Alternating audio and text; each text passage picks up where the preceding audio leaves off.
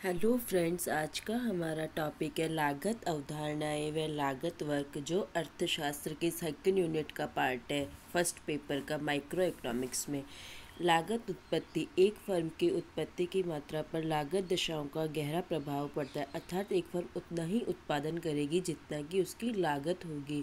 वस्तु की कीमत के दिए होने पर एक फर्म माल का उत्पादन उस बिंदु तक करती है जहां पर उसकी सीमांत लागत वस्तु की कीमत के बराबर हो जाती है। सीमांत लागत का कंसेप्ट हम फर्स्ट यूनिट में देख चुके हैं। इस अध्याय के में हम वास्तविक लागत, अवसर लागत, मौद्रिक लागत देखेंगे और दीर्घकालीन लागत और अल्पकालीन लागतों को देखेंगे। वास्तविक लागत ये होती है कि एक वस्तु के उत्पादन करने के लिए हमने कितना प्रयत्न व त्याग किया, उसको हम वास्तविक लागत कहते हैं।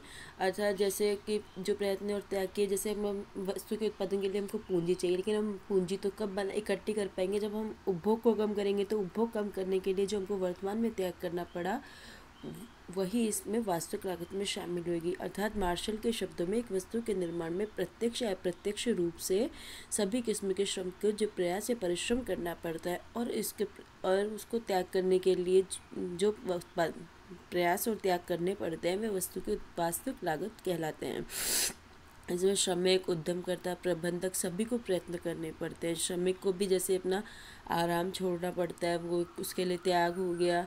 और प्रबंधक, उद्यमकर्ता को अपनी पूंजी का उपभोग को त्यागना पड़ता है। अतः इसको वास्तविक लागत को मापने में कठिनाई बहुत होती है, क्योंकि इसमें मूल्यांकन करने की समस्या उत्पन्न हो जाती है, क्योंकि प्रयत्न और त्यागों को जोड़ना पड़ेगा, और प्रयत्न और त्याग को जोड़ना इतना आसान काम नहीं है। इसी वजह से आजकल अर्थशास्त्र में इसका महत्व कम हो गया और इसके स्थान पर वैकल्पिक लागत या अवसर लागत और मौद्रिक लागत की अवधारणाओं का प्रयोग किया जाता है। अब वैकल्पिक लागत या अवसर लागत क्या होती है, ये अब हमको देखना पड़ेगा। एक अवसर लागत ये होती है, आज हम साधन को एक उपयोग में यूज़ दे रहे हैं। सपोज हम आटा है, आटे को हम ब्रेड बनाने में यूज़ दे रहे हैं। अब हमने इस आटे से हम रोटी भी बना सकते, तो हमने जो रोटी को त्यागा और ब्रेड को जो बनाया, यही इसकी अवसर लागत होती है। आसान शब्दों में अब हम देख लेते हैं। हम जानते हैं कि उत्पादन का एक साधन एक से अधिक उपयोगों में लगाया जा सकता है। मान लीजिए एक फर्म किसी साधन की एक इकाई का उपयोग करती है, उसे उस साधन को उतनी मुद्रा अवश्य देनी होगी जो उसे अपने सर्वश्रेष्ठ वैकल्पिक उपयोग में मिल सकते है। अर्थात अब वो ब्रेड में लगाता है, तो ब्रेड में लगाता है ना, तो आटे को वो इतना पैसा देना पड़ेगा कि उसको रोटी से भी उतना ही पैसा मिलता हो। नहीं तो अगर उतना नहीं मिलेगा ब्रेड से, तो फिर वो आटा रोटी में यूज़ होने लग जाएगा। यदि उसे इतनी मुद्रा नहीं दी जाएगी तो वह साधन दूसरी जगह अन्य उपयोग में चला जाएगा। यदि एक वरिष्ठ अध्यापक को उतना वेतन नहीं मिलता जितना उसे अन्य किसी सर्वश्रेष्ठ वैकल्पिक उपयोग में, तो वह सरकारी विभाग में कर्मचारी बनना पसंद करेगा। यह सिद्धांत वैकल्पिक लागत का सिद्धांत या अवसर लागत का सिद्धांत कहलाता है। यह सिद्धांत संपूर्ण समाज में पर एवं एक फर्म पर लागू होता है। जब साधनों की इकाइयाँ एक वस्तु के निर्माण में लगाई दी जाती है, तो दूसरी वस्तु के लिए उपलब्ध नहीं हो पाती है। जैसे एक भूमि का टुकड़ा है, वो कपास की खेती में लगाया जाता है। अब मान लीजिए उसे तिलहन के उपयोग में भी लगाया जा सकता है, तो उस भूमि के टुकड़े पर कपास की खेती करने की लागत उपयुक्त सिद्धांत के अनुसार तिलहन की वह पैदावार है जो इस पर की जा सकती थी। अतः हम आगे चलकर लगान के सिद्धांत में भी अवसर लागत का अवधारणा को देखेंगे। आधुनिक लगान सिद्धांत के अनुसार एक साधन, चाहे वो श्रम, भूमि, पूंजी, उद्यम, वो कुछ भी हो, कि वर्तमान आय और वैकल्पिक आय का अंतर लगान कहलाता है। हम इस दृष्टिकोण के अनुसार ब्याज में लगान का तत्व, मजदूरी में लगान का तत्व शामिल हो सकता है। इस प्रकार वैकल्पिक लागत या अवसर लागत की अवधारणा काफ़ी महत्वपूर्ण है।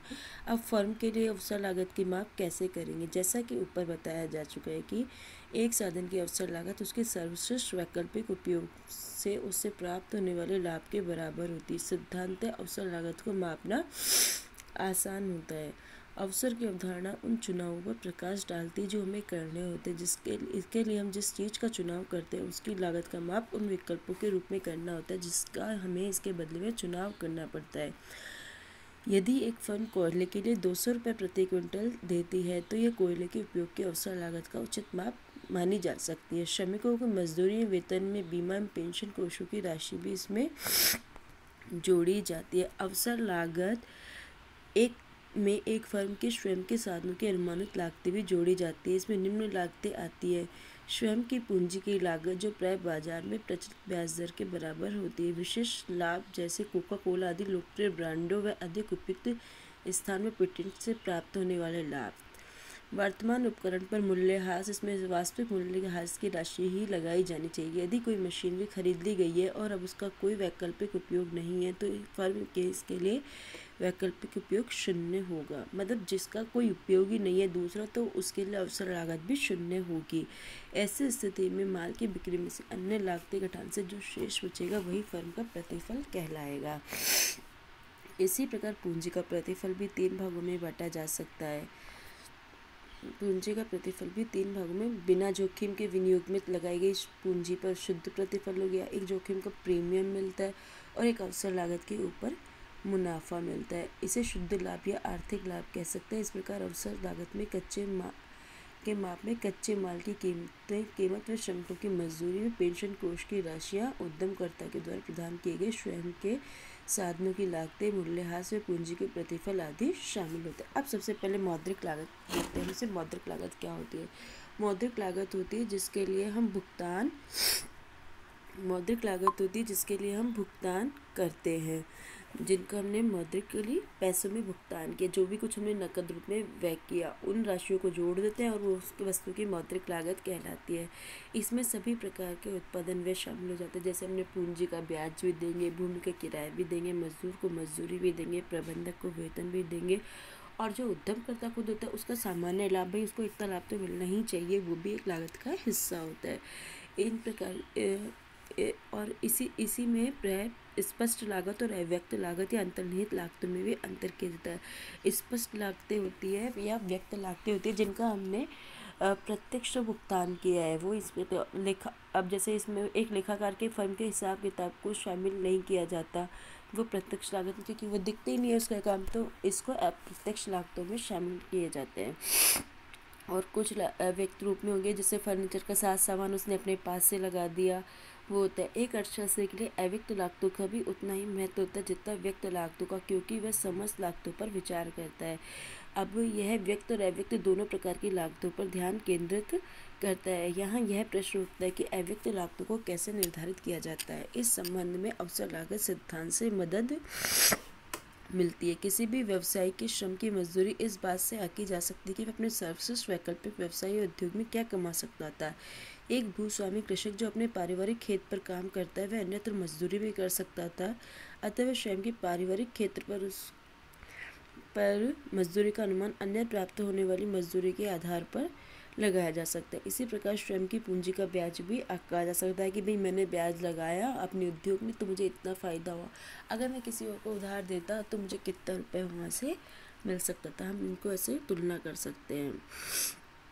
अब है अल्पकालीन लागत वक्र क्या होता है? अल्पकालीन लागत वक्र होता है जो जिन लागतों को हम चेंज नहीं कर सकते, जिनको हमें भुगतना ही पड़ता है। तो ये अल्पकालीन लागतें कौन सी होती है?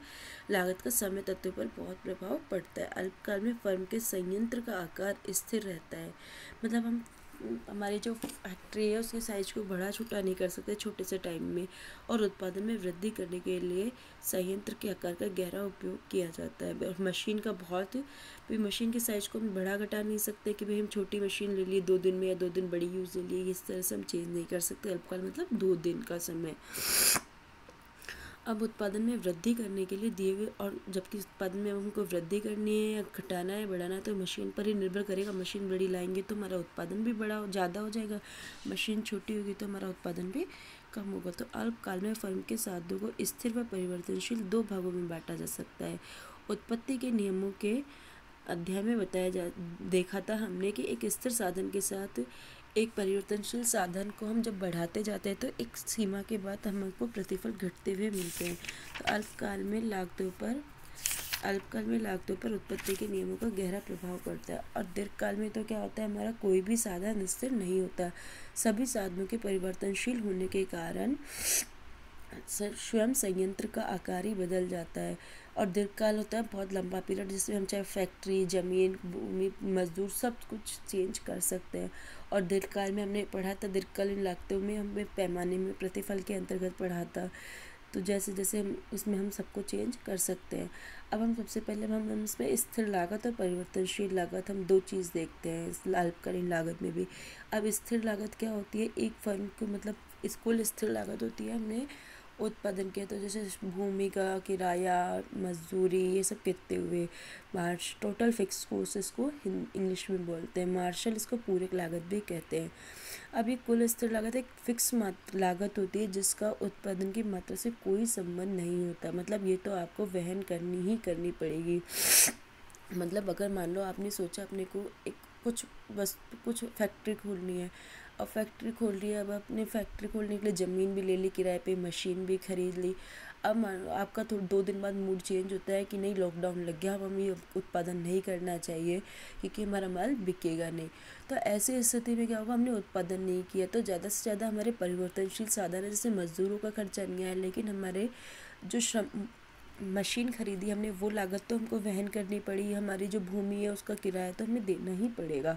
तो ये कुल, और उत्पादन करेंगे तब भी ये हमको देना है, उत्पादन नहीं करेंगे तो भी ये देना है। तो ये हमारी कुल स्थिर लागत है, हमेशा एक ही बनी रहेगी। जैसे एक आदमी को 100 रुपये भुगतने पड़ रहे हैं तो वो चाहे उत्पादन करे तो भी 100 आएगा, उद्यमी को भुगतने और उत्पादन नहीं करे तो भी उसको 100 रुपये ही भुगतने हैं। तो ये हमेशा हम देखेंगे एक क्षैतिज रेखा के रूप में होता है इसका वक्र। तो कुल स्थिर लागत वह बंधी हुई लागत होती है जिसका उत्पादन की मात्रा से संबंध न होकर केवल संयंत्र के आकार से ही संबंध होता है। यह शून्य उत्पत्ति से लेकर अधिकतम उत्पत्ति तक एक सी बनी रहती है। एक फर्म के लिए अल्पकाल में मशीनरी आदि में लगी पूंजी का ब्याज, भूमि की इमारत का किराया, बीमे का प्रीमियम, उच्च कोटि के प्रबंधकों का वेतन आदि स्थिर लागत के ही अंग होते हैं।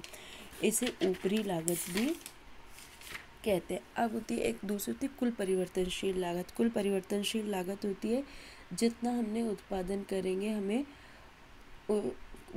उत्पादन करेंगे उतना ही हमको भुगतना पड़ेगा। इसे परिवर्तनशील लागत या घटती बढ़ती लागत कहते हैं, जो उत्पादन की मात्रा के साथ बढ़ती रहती है। मान लो हमें ज़्यादा उत्पादन करना है तो ज़्यादा मजदूर लगाने पड़ेंगे तो लागत बढ़ जाएगी, और हमें कम उत्पादन करना है तो हम कम मजदूर लगाने पड़ेंगे तो हमारी लागत घट जाएगी। अधिक उत्पत्ति करने पर यह अधिक हो जाती है और कम उत्पत्ति करने पर यह कम हो जाती है। कच्चे माल की लागत हो गई, जैसे माल भी हम उतना ही खरीदेंगे जितना उत्पत्ति करना, श्रमिक भी उतना ही लगाएंगे, ईंधन भी उतना ही लाएंगे, मूल्यह्रास आदि उत्पादन की मात्रा के साथ बदलते रहते हैं, इसलिए परिवर्तनशील लागत के अंग होते हैं। और जब उत्पादन जीरो होगा तो ये कुल परिवर्तनशील लागत भी जीरो होगी, और उत्पादन बढ़ने के साथ साथ ये बढ़ती जाती है, बढ़ती रहती है। अब कुल लागत होती है जो इन दोनों का योग होती है, कुल स्थिर लागत और कुल परिवर्तनशील लागत का टोटल होती है। इन दोनों को जोड़ देंगे तो हमें कुल परिवर्तनशील लागत मिल जाएगी, है ना, TF से। अब हम